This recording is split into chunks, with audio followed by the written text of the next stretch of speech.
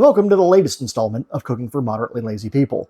Today, we'll be making chorizo mac and cheese casserole, or, as my friends and I like to call it, chorizo mac and cheese-o, because of course we would.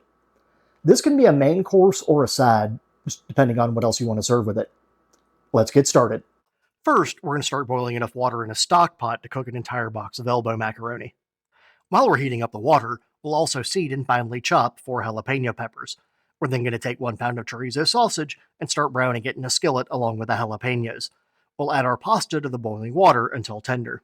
Once our pasta is done, we'll rinse and drain it and set it aside. Once the chorizo has finished browning, we'll take the contents of the skillet and add it to a paper towel-lined colander above a bowl in order to drain off the excess grease. And believe me, it's chorizo, there will be excess grease.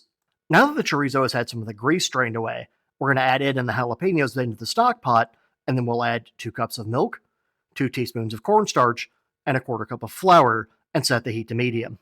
We'll give that a couple of quick stirs, and then we'll add our pasta into the stock pot and begin stirring fairly constantly. For the rest of the video, we'll need to keep this moving in order to keep it from welding itself to the bottom of the pot.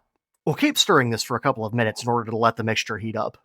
Once the mixture's heated up a bit, we'll remove it from the heat, and we'll add cayenne pepper to taste, 1 8-ounce bag of shredded sharp cheddar cheese, and 1 8-ounce bag of Colby Jack or pepper jack cheese.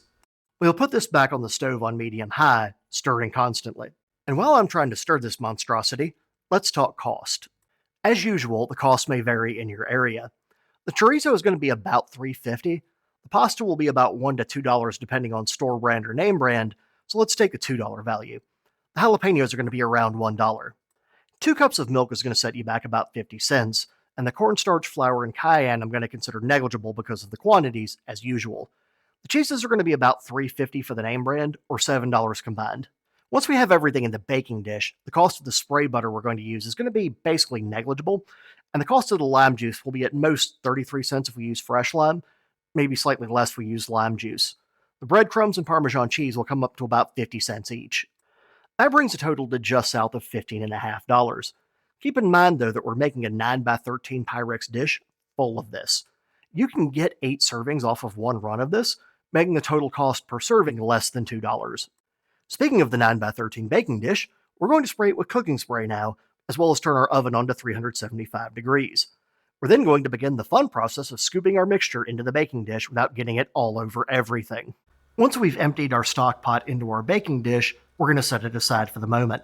We're then going to take a 1/2 cup of breadcrumbs, I like to use Italian for this, and a 1/2 cup of grated Parmesan cheese and mix them together in a bowl. We're going to top the mixture with the breadcrumbs and Parmesan. Now we're going to take some spray butter and we're going to spray it over our breadcrumbs and Parmesan until we basically have the entire surface covered. Finally, we're going to take lime juice and spray it over the top of the dish.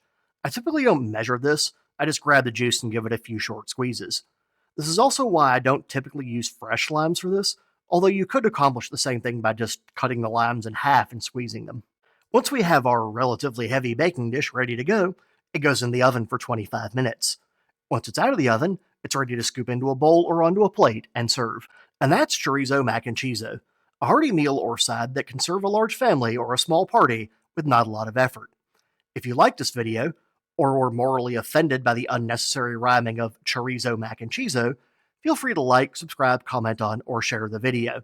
If you have any ideas for things you'd like to see me try to make, feel free to put those in the comments as well. Don't forget to ring the notification bell for more weekly content.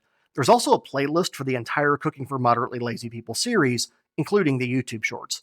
Thanks for watching, and bon appetit!